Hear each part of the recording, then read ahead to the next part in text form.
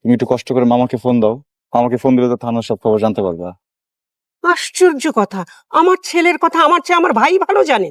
তুই এমন লোকের সাথে মিশিস কেন যাদের সঙ্গে মিশলে এরকম বিপদে পড়তে হয়? ওরে আম্মা, আমি কারোর সাথে মিশি নাই, কারোর সাথেই আমি মিশি নাই। যাই হোক, আমি যাই, রাতে এসে তোমার সাথে বাকি কথা বলি। হ্যাঁ প্লিজ আম্মা, এদিকে আসো, এই দাও, আমার একটা দাও। তাহলে গেলাম আমি, ঠিক আছে? ভাড়া আছে তোমার কাছে? আছে তো। হ্যাঁ শিওর? কিছু খেতে চাও? শিওর আছে। আর তুমি আমাকে ভাড়া দিবা, আমার কিন্তু বাবা আশেপাশের হয়েছে। আন্টির সাথে বেশি কথা বলবো না, বুঝছো? বেশি কথা বললে কিন্তু আয়ু কমে যায়। এই মামা দাঁড়াও, গেলাম তাহলে, ঠিক আছে? সাবধানে যাও, পৌঁছে ফোন দিও। শোন, হ্যাঁ। আমি সাবধানে না, তুই সাবধানে যাবি বাবা। হ্যাঁ, সাবধানে যাস। আচ্ছা, বাই বাবা। বাই। হ্যালো, আরে আমি তো ঝামেলা ছিলাম, বেটার জন্য ফোন ধরতে পারি নাই। শোন, ওই যে থানার ওখানে আমার বাইকটা রাখা আছে, বুঝছিস? চাবি ওনাদের কাছে নিয়ে আসিস। হ্যাঁ, কি অবস্থা? হ্যাঁ, পেশেন্টের কি অবস্থা রে? ভালো না এরকম খুব একটা।